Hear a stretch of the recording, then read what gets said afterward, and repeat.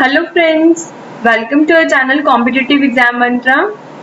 Friends, आज हम अपनी HGS लक्ष्य 2020 सीरीज का लेक्चर नंबर 3 स्टार्ट करेंगे। इसमें हम HGS प्रीलिम्स के लिए very important and expected questions discuss करते हैं, जिससे आपको एग्जाम में काफी हेल्प मिलेगी। तो वीडियो को ध्यान से देखते रहिए। आप इस लेक्चर की PDF हमारे टेलीग्राम चैनल से ले सकते हैं, जिसका लिंक डिस्क्रिप्शन बॉक्स में दिया हुआ है। चलिए फ्रेंड्स, स्टार्ट करते हैं। हमारा फर्स्ट क्वेश्चन है, who was the viceroy of India when the Raoult act was passed? आपने बताना है जब रॉल्ट एक्ट पास हुआ था तो उस टाइम पे इंडिया का वाइसरॉय कौन था। आपके पास ऑप्शंस है Lord Irwin, Lord Reading, Lord Chelmsford and Lord Wavell. चलिए फ्रेंड्स, देखते हैं इसका आंसर क्या होगा। रॉल्ट एक्ट मार्च 1919 को पास हुआ था। तो अगर हम ऑप्शंस को देखें, लॉर्ड इरविन 1926 से 31 तक थे, लॉर्ड रीडिंग 1921 से 26 तक थे, लॉर्ड वेवर 1944 से 47 तक थे एंड लॉर्ड चैम्सफोर्ड 1916 से 1921 तक थे। तो फ्रेंड्स, इट्स मीन इसका जो करेक्ट आंसर है वो है ऑप्शन सी, लॉर्ड चैम्सफोर्ड।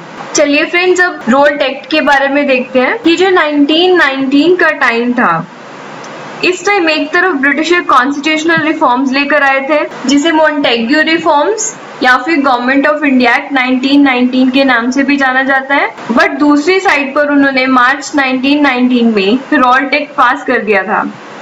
इस एक्ट के अकॉर्डिंग कोर्ट ऑफ लॉ में किसी को भी विदाउट ट्रायल कन्विक्ट किया जा सकता था। मीन्स किसी भी भारतीय पर अदालत में बिना मुकदमा चलाए उसे जेल में बंद कर सकते थे और इससे गवर्नमेंट हैबेस कॉर्पस के राइट को सस्पेंड कर सकती थी। ये हैबेस कॉर्पस क्या होता है फ्रेंड्स? मीन्स किसी पर्सन को जेल में डालने से पहले उसे कोर्ट ऑफ लॉ में लाया जाता है और ये डिसाइड किया जाता है कि उसे जेल में रखना लीगल है या नहीं। रॉल्ट एक्ट को एक और नाम से जानते हैं, इसको ब्लैक लॉ या फिर काला कानून भी कहा जाता है और इसे भारत में उभर रहे राष्ट्रीय आंदोलन को कुचलने के लिए लाया गया था। इस कानून का पूरे देश में बड़े पैमाने पर विरोध हुआ था। सेंट्रल लेजिस्लेटिव काउंसिल में भी प्रत्येक भारतीय ने इसका विरोध किया था। देश में जुलूस, हड़तालें और प्रदर्शन होने लगे थे। अमृतसर के दो बड़े सामाजिक नेता doctor Satyapal and doctor Saifuddin Kitchlew को भी गिरफ्तार कर लिया गया था। तब अमृतसर समेत पूरे पंजाब में रोष फैल गया था। तब 13 अप्रैल 1919 को बैसाखी वाले दिन जलियांवाला बाग में एक विरोध सभा का आयोजन किया गया था।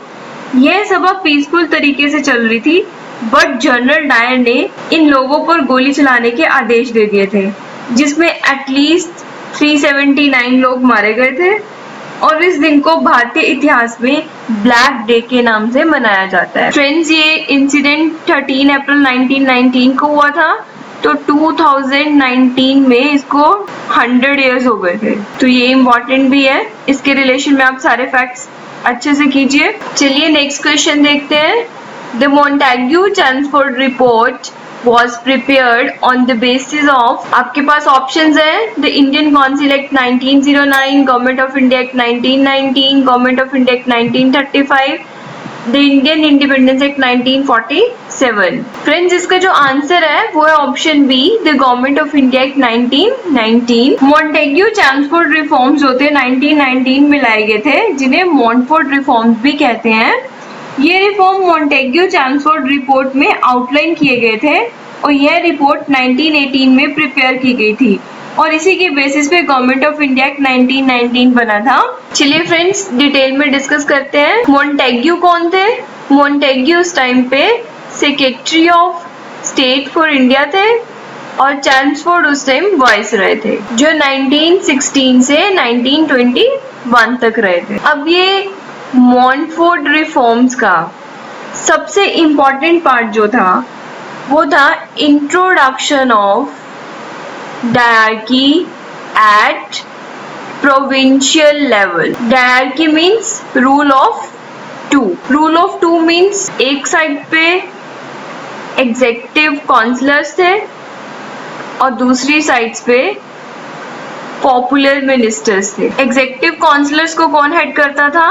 गवर्नर। और गवर्नर को सेक्रेटरी ऑफ स्टेट अपॉइंट करता था। और ये जो गवर्नर होते थे वो सेक्रेटरी ऑफ स्टेट के लिए रिस्पॉन्सिबल होते थे। और पॉपुलर मिनिस्टर्स कौन होते थे? पॉपुलर मिनिस्टर्स को लेजिस्लेटिव काउंसिल के जो इलेक्टेड मेंबर्स थे वो अपने में से नॉमिनेट करते थे। और ये जो पॉपुलर मिनिस्टर होते थे वो लेजिस्लेचर के लिए रिस्पॉन्सिबल होते थे। अगर नो कॉन्फिडेंस मोशन उनके अगेंस्ट मूव कर दिया जाता था तो उनको रिजाइन करना पड़ता था। लेकिन एग्जेक्टिव काउंसलर के केस में ऐसे नहीं होता था। They were not responsible to the legislature. Friends, ये हमने ब्रीफली डिस्क्राइब किया है गवर्नमेंट ऑफ इंडिया एक्ट 1919, जिसमें डायरकी बहुत इंपॉर्टेंट पार्ट था। लेकिन इसमें कुछ और भी प्रोविजंस है जो आप अपनी बुक से देख सकते हैं या फिर हमारे नेक्स्ट क्वेश्चंस में जब हम करवाएंगे उसमें आप कर सकते हैं। चलिए फ्रेंड्स, नेक्स्ट क्वेश्चन देखते हैं। Which one of the following pairs, जिसमें कि डैम और लेक रिवर दी हुई है, इज नॉट करेक्टली मैच्ड। आपने बताना है कौन सा करेक्टली मैच नहीं है। चलिए सारी ऑप्शन चेक करते हैं। फर्स्ट ऑप्शन है गोविंद सागर सतलुज रिवर के साथ कनेक्ट किया हुआ है। Yes, this is correct. Govind Sagar lake एक रिजर्वोयर है जो एचपी के ऊना एंड बिलासपुर डिस्ट्रिक्ट में पड़ता है। और इसका जो नाम है वो सिखों के 10वें गुरु गोबिंद सिंह जी के नाम पर रखा गया है। यह डैम भाखड़ा डैम बनने के बाद क्रिएट हुआ था। नेक्स्ट देखते हैं कोलेरू लेक। कोलेरू लेक कहाँ पे है? आंध्र प्रदेश में। और यह lake Krishna and Godavari delta के बीच में है। लेकिन यहाँ पे ओनली कृष्णा रिवर लिखा है, तो इट मीन्स ये ऑप्शन क्या है? करेक्टली मैच्ड नहीं है। नेक्स्ट ऑप्शंस भी चेक कर लेते हैं। उकाई रिजर्वोयर तापी के साथ पेयर में है and this is correct. Ukai reservoir Tapi river पर कंस्ट्रक्ट किया गया है और ये सरदार सरोवर के बाद गुजरात का सेकंड लार्जेस्ट रिजर्वोयर है। देन डी है वुलर लेक झेलम के साथ, ये भी करेक्ट है। वुलर लेक कहाँ पे है? जे&के में। और ये फ्रेश वाटर लेक है जो कि टेक्टोनिक एक्टिविटीज की वजह से बनी है और इसे झेलम रिवर फेड करती है। तो हमारा जो इनमें से आंसर है नॉट करेक्टली मैच्ड वो है option B Kolleru lake Krishna, because ये कृष्णा एंड गोदावरी डेल्टा के बीच में है। चलिए नेक्स्ट क्वेश्चन देखते हैं। The most important fishing grounds of the world are found in the regions where. हमारे पास ऑप्शंस है warm and cold atmospheric currents meet. B option है rivers drain out large amount of fresh water into the sea. C option है warm and cold oceanic currents meet. D है continental shelf is undulating. तो friends, इसका जो answer है वो है option C warm and cold oceanic currents meet. देखिए friends, first option में एटमॉस्फेरिक करंट्स था, तो ये एटमॉस्फेरिक नहीं आएगा। ओशियानिक करंट्स जहाँ पे मीट करते हैं वहां पे important fishing grounds of the world है। बट इसका रीजन क्या है? इसका रीजन है जब warm and cold currents meet करते हैं तो ये जो कंडीशन होती है वो प्लैंकटॉन्स की ग्रोथ के लिए बहुत ज्यादा सुटेबल होती है। और प्लैंकटॉन्स की ग्रोथ के कारण यहाँ पे बहुत ज्यादा फिशेस भी आ जाती हैं, बिकॉज ये प्लैंकटॉन्स एज फूड सर्व करते हैं इनके लिए। इसीलिए यहाँ पे वर्ल्ड के लार्जेस्ट फिशिंग ग्राउंड्स पाए जाते हैं। जैसे कि इसके एग्जाम्पल है ग्रैंड बैंक्स, यहाँ पे cold Labrador current and warm gulf stream currents मिलते हैं। Means cold and warm currents मिलते हैं जिससे कि प्लैंकटॉन्स की ग्रोथ होती है और बहुत सारे फिशिंग ग्राउंड्स बन जाते हैं। Friends, Labrador current and gulf stream को अपने एटलस पे लोकेट जरूर कीजिए। ये न्यू फाउंडलैंड के पास बनते हैं जो कि एक कैनेडियन प्रोविंस है। फ्रेंड्स, इसके साथ ही एक और क्वेश्चन भी बनता है, एक और डिस्क्रिप्शन भी है। जब कोल्ड एंड वार्म करंट मिलते हैं तो क्या होता है? इसकी वजह से डेंस फॉग भी क्रिएट होती है। बिकॉज क्या होता है, मान लो यहाँ पे क्या है, वार्म करंट है तो इसके ऊपर की जो एयर होगी वो भी क्या हो जाएगी, वार्म हो जाएगी। और इस एयर में क्या होते हैं, वाटर वेपर भी होते हैं। और जब ये वार्म एयर कोल्ड करंट के ऊपर जो कूल एयर है उसके साथ ये जब एयर मिलती है तो ये वाटर वेपर क्या हो जाते हैं, कंडेंस हो जाते हैं और टीनी पार्टिकल्स बना के डेंस फॉग में चेंज हो जाते हैं। तो ये पूरा मैकेनिज्म है कि डेंस फॉग कैसे बनती है। जब warm and cold oceanic currents मिलते हैं तो इससे एक तो वर्ल्ड के फिशिंग ग्राउंड्स बनते हैं बहुत बड़े, और सेकेंडली डेंस फॉग बन जाती है। और यही रीजन है कि यहाँ पे ट्रांसपोर्टेशन का काम कम हो जाता है because of the dense fog. चलिए नेक्स्ट क्वेश्चन देखते हैं।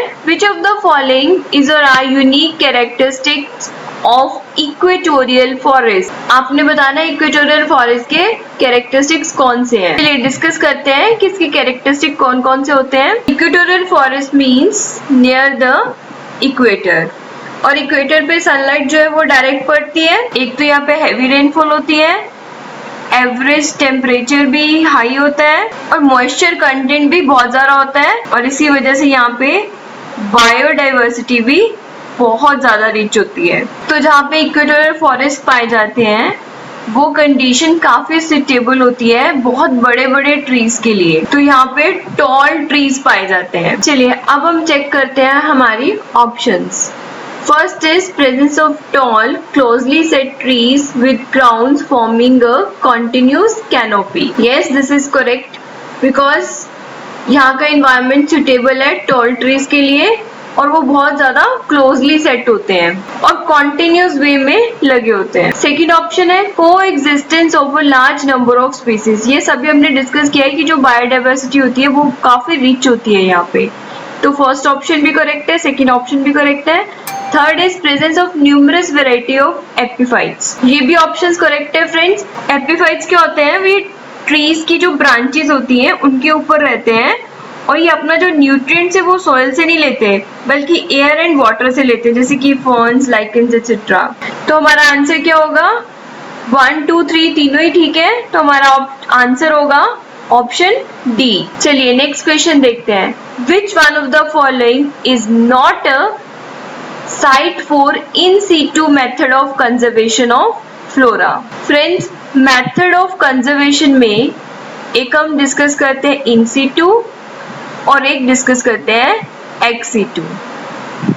इन सीटू कौन से होते हैं,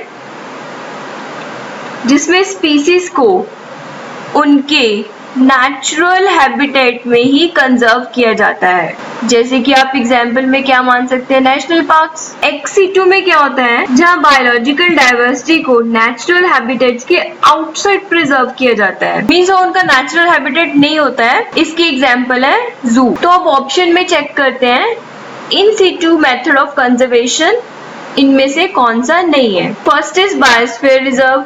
यस, बायोस्फीयर रिजर्व क्या है, in situ method of conservation उनके नेचुरल हैबिटेट में उन्हें कंजर्व किया जाता है। सेकेंड है बोटेनिकल गार्डन। थर्ड है नेशनल पार्क। डी है wild life sanctuary. Friends, national park में और वाइल्ड लाइफ सेंचुरी दोनों में ही उनके नेचुरल हैबिटेट में ही उन्हें कंजर्व किया जाता है।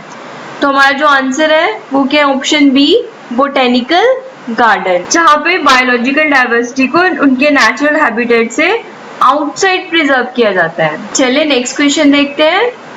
Acid rain is caused by pollution of environment by. Friends, acid rain के बारे में आप सबने सुना होगा, तो चलिए डिस्कस करते हैं एसिड रेन क्या होता है। एसिड रेन में high level of nitric and sulphuric acid पाए जाते हैं। अगर हम इसके कॉजेज देखते हैं तो इसके जो कॉजेज होते हैं वो नेचुरल एंड मैनमेड दोनों हो सकते हैं।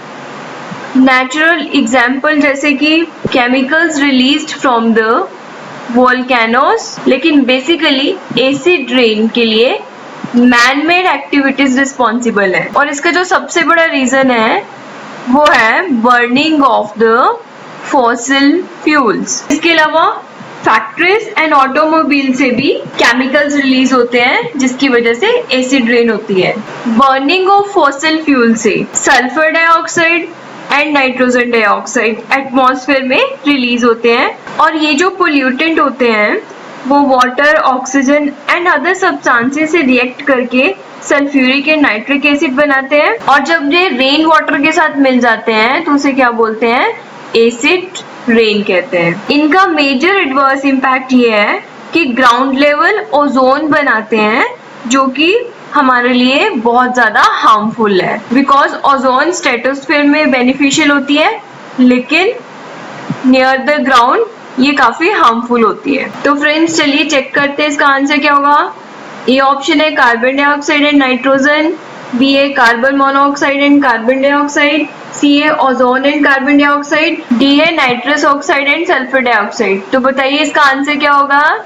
इसका आंसर होगा D, nitrous oxide and sulphur dioxide. चलिए नेक्स्ट इंपॉर्टेंट क्वेश्चन देखते हैं।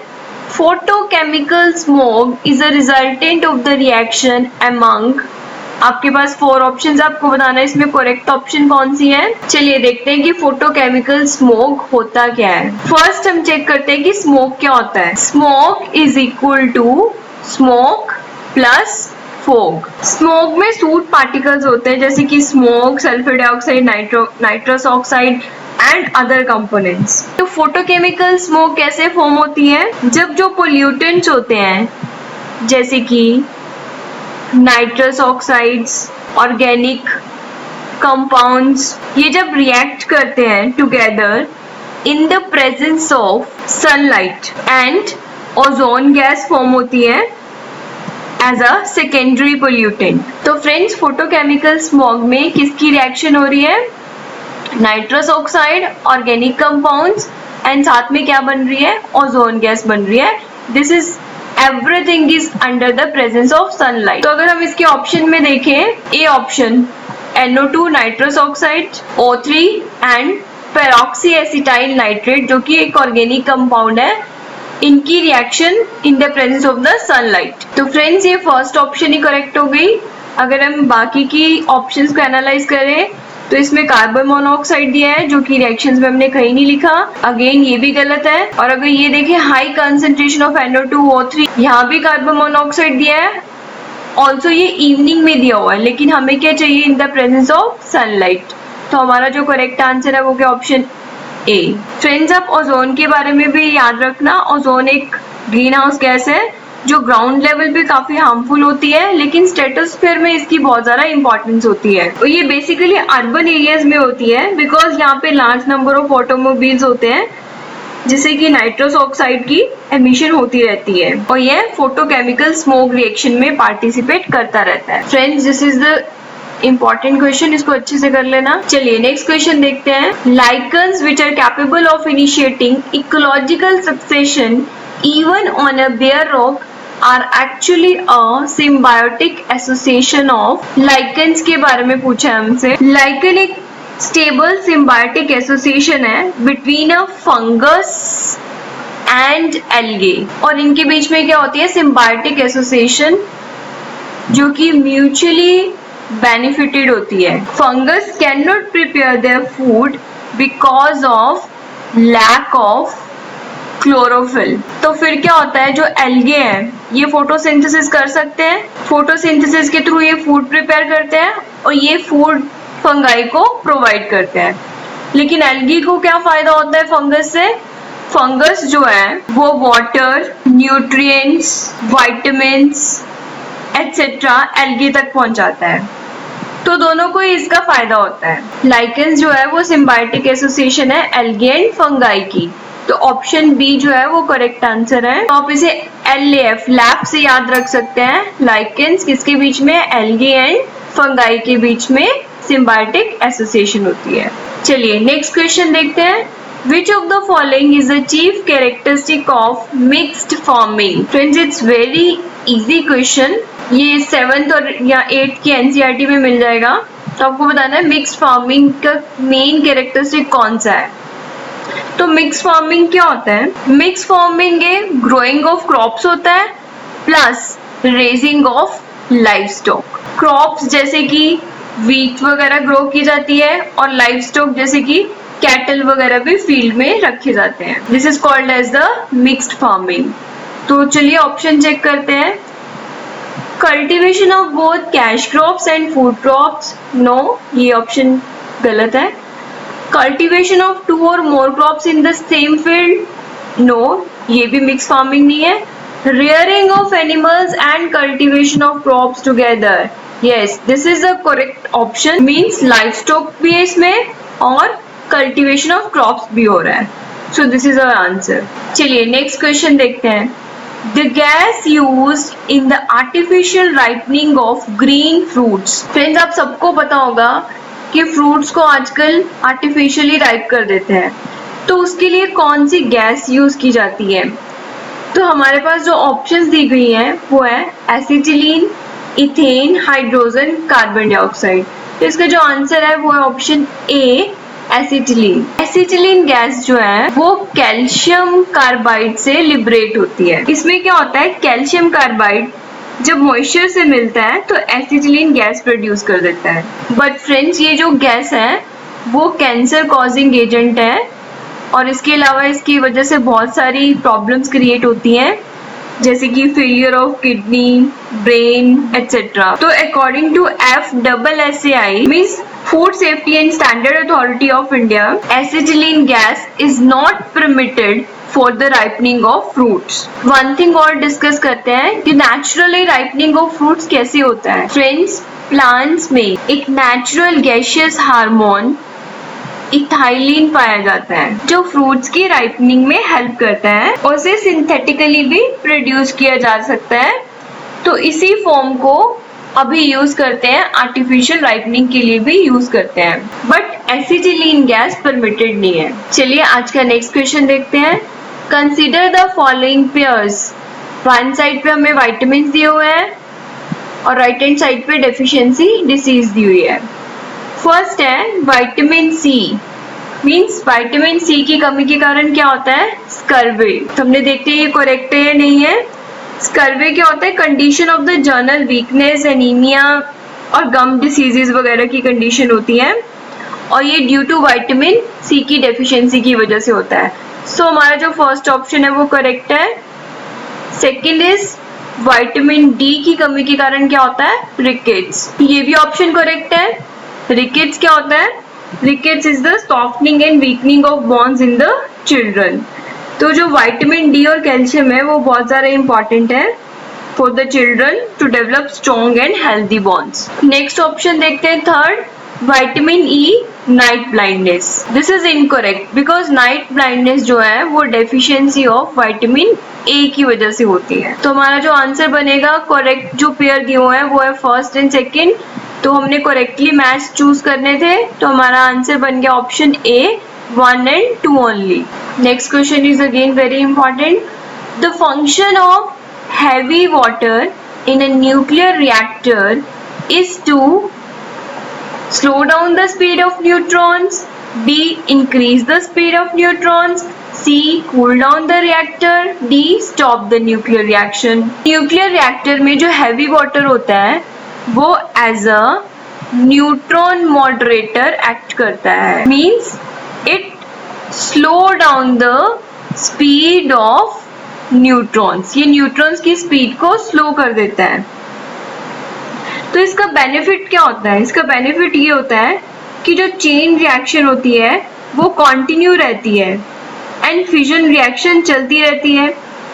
बिकॉज फिजन रिएक्शन के लिए हमें क्या चाहिए होते हैं, स्लो स्पीड न्यूट्रॉन्स चाहिए होते हैं।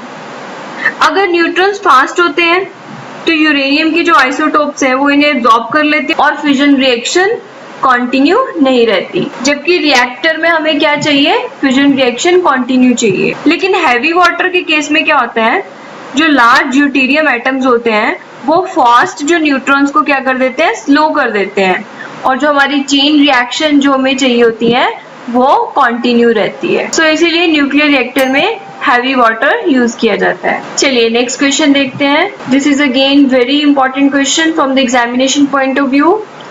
Who among the following won the Nobel Prize 2019 in Literature? आपको बताना है 2019 में नोबेल प्राइज लिटरेचर में किसको मिला है। फ्रेंड्स 2019 का नोबेल प्राइज लिटरेचर में पीटर हैंडके को मिला है। ये एक ऑस्ट्रेलियन ऑथर है और इनके फेमस नॉवेल्स हैं जैसे कि अ सोरो beyond dreams, short letters, long farewell etcetera. इसके साथ ही फ्रेंड्स एक बहुत इंपॉर्टेंट चीज डिस्कस करते हैं। 2019 में ही 2018 का नोबेल प्राइज फॉर लिटरेचर दिया गया है, बिकॉज 2018 में इसे पोस्टपोन कर दिया गया था बिकॉज स्वीडिश एकेडमी जो इस प्राइज को देती है उनके ऊपर sexual abuse, financial wrong doing and corruption etcetera के एलिगेशन लगे थे, जिसकी वजह से फिर इस अवार्ड को पोस्टपोन कर दिया गया था। और ये अब ये भी देख लेते हैं 2018 का प्राइज जो है वो किसे मिला है।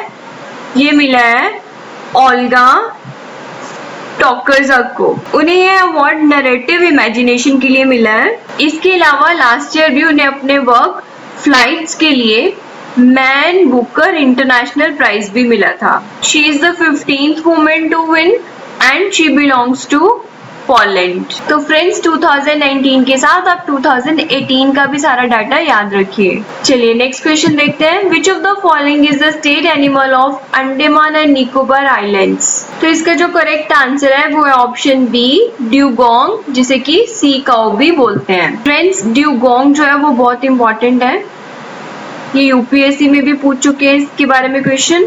ड्यूगोंग है क्या? ये एक सी मैमल है और इसे पॉपुलरली क्या बोला जाता है? सी काऊ बोला जाता है, क्योंकि थोड़ी सी रिसेम्बलेंस रहती है काऊ की तरह। और ये ड्यूगोंग जो होते हैं वो क्या होते हैं? हर्बीवोरस होते हैं और शैलो वाटर में रहते हैं। ये थोड़े सेमी नोमैडिक भी होते हैं, मींस ये फूड की सर्च के लिए थोड़ा सा मूव करते हैं लेकिन लोकलाइज्ड एरिया में, और इनकी जो मेमोरी होती है वो बहुत शार्प होती है और वापस अपने प्लेस पे आ जाते हैं। और एक और इम्पॉर्टेंट चीज है कि ये एंडेंजर्ड कैटेगरी में आते हैं। 28 मई 2020 को वर्ल्ड ड्यूगोंग डे मनाया गया था, बिकॉज इसके कंजर्वेशन को लेके स्टेप्स उठाने बहुत जरूरी है, अदरवाइज ये एक्सटिंक्ट हो सकते हैं और सारी की सारी जो फूड चेन है वो डिस्टर्ब हो सकती है। These are protected in India under Schedule 1 of Wildlife Protection Act 1972। और ये इंडिया में कहाँ पे पाए जाते हैं? गल्फ ऑफ मन्नार में, पाक बे के पास, gulf of Kutch and Andaman and Nicobar island में। तो फ्रेंड्स ये सारे फैक्ट्स बहुत इंपॉर्टेंट हैं, इनको याद रखिए, अपनी कॉपी के ऊपर नोट करके रख लीजिए। चलिए नेक्स्ट क्वेश्चन देखते हैं। Who gave the title of पहाड़ी गांधी to बाबा कांचीराम?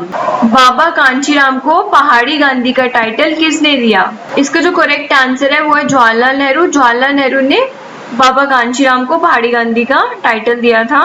बाबा कांचीराम एक इंडियन पोएट एंड एक्टिविस्ट थे जिन्होंने इंडियन इंडिपेंडेंस स्ट्रगल में पार्टिसिपेट किया था। जब जलियांवाला बाग मैसेकर हुआ था तो तब वो अमृतसर में थे। इसके बाद वो कांगड़ा वापस आ गए और गांधी जी के मैसेज को उन्होंने अपनी पोएट्री एंड सॉन्ग्स के थ्रू स्प्रेड किया था। और जब जवाहरलाल नेहरू अपनी 1937 में होशियारपुर रैली के टाइम पे वहां गए थे तो तब उन्होंने बाबा कांचीराम को ये पहाड़ी गांधी का टाइटल दिया था। चलिए नेक्स्ट क्वेश्चन देखते हैं। Which place of Himachal Pradesh are known as Ajanta and Ellora? तो हमारे पास ऑप्शन है नागपुर, सुकेती, मसरूर, सुजानपुर टीला। तो इसका जो करेक्ट आंसर है वो है मसरूर। ये कहाँ पे है? कांगड़ा में है। मसरूर रॉक कट टेम्पल्स जो हैं वो बहुत ज्यादा फेमस है और ये अजंता एंड एलोरा के साथ रिजेंबल करते हैं, इसीलिए इन्हें अजंता एंड एलोरा ऑफ हिमाचल प्रदेश कहा जाता है। चलिए नेक्स्ट क्वेश्चन देखते हैं। Name the first ever joint military exercise of India Uzbekistan that begin recently. This is the first ever joint military exercise. तो आपने बताना है कौन सी है इसमें से। A is hand in hand, B is Dustlik, C is Ekuverin and D is Yudh Abhyas. इसका जो करेक्ट आंसर है वो है option B Dustlik. Hand in hand China के साथ होती है। यह joint military exercise Chirchiq training area में हुई थी जो कि ताशकंद में है और ये मिलिट्री एक्सरसाइज मेनली टेररिज्म को काउंटर करने पर फोकस थी। चलिए नेक्स्ट क्वेश्चन देखते हैं। Which country is the partner country of the first edition of the Rising Himachal Global Investors Meet 2019 in धर्मशाला, हिमाचल प्रदेश। हिमाचल की धर्मशाला में ग्लोबल इन्वेस्टर मीट 2019 हुई थी, जो कि इसका ये फर्स्ट एडिशन था। इसमें जो पार्टनर कंट्री था वो कौन सा था? वो था UAE, United Arab Emirates. Global investors meet जो हुई थी वो एचपी में इन्वेस्टमेंट को प्रमोट करने के लिए स्टार्ट की गई है। फ्रेंड्स, जैसे हम इकोनॉमिक सर्वे सीरीज में अच्छे से डिटेल में डिस्कस कर चुके हैं, तो आप इसकी डिटेल वहां से देख सकते हैं। चलिए अब हम नेक्स्ट क्वेश्चन देखते हैं। Who was elected as the prime minister of Mauritius on November 8, 2019? Mauritius का प्राइम मिनिस्टर कौन बना है? तो इसका जो आंसर है वो है Pravind Jugnauth. This is option C. इसमें इंपॉर्टेंट जानने वाली बात क्या थी कि जो ये प्रविंद है वो इंडियन ओरिजिन के हैं। इनका जो लिंक है वो यूपी से है। इनके जो एंसेस्टर्स थे वो यूपी के ग्वालियर डिस्ट्रिक्ट से मॉरिशस में माइग्रेट कर गए थे। चलिए नेक्स्ट क्वेश्चन देखते हैं। Which country assumed the Indian Ocean Rim Association presidency for 2019-21? तो इसका जो आंसर है, इंडियन ओशन रिम एसोसिएशन की जो प्रेसिडेंसी है 2019 से 21 के लिए वो यूएई ने एज्यूम की है। अभी रिसेंटली जो 19th Indian Ocean Rim Association की काउंसिल ऑफ मिनिस्टर मीटिंग हुई थी वो अबू धाबी में हुई थी, और इसका थीम था promoting a shared destiny and path to prosperity in Indian Ocean. इसमें यूएई ने 2019 से 21 की प्रेसिडेंसी चेयर एज्यूम की थी और बांग्लादेश ने वाइस चेयर की प्रेसिडेंसी एज्यूम की थी। चलिए नेक्स्ट क्वेश्चन देखते हैं। नेम द फर्स्ट या फिर inaugural edition of the joint bilateral maritime exercise that held between the Qatar and India. Qatar and India में जो first time joint bilateral maritime exercise हो रही है उसका नाम क्या है? इसका आंसर है फ्रेंड्स सी, ज़ायरे अल बहर रोर ऑफ द सी। यह एक्सरसाइज कहाँ पे हुई थी? दोहा में हुई थी। इस एक्सरसाइज का मेन एम नेवीज के बीच में इंटेरोपेरेबिलिटी को एनहांस करना था। फ्रेंड्स, इंटेरोपेरेबिलिटी क्या होता है? Means ability of different military organisation to conduct joint operations, जिससे क्या मिलिट्री ऑर्गेनाइजेशन जो है वो ज्वाइंट ऑपरेशंस कर पाए, और इससे क्या होता है जो फोर्सेस, यूनिट्स या सिस्टम होते हैं वो इकट्ठे ऑपरेट करते हैं।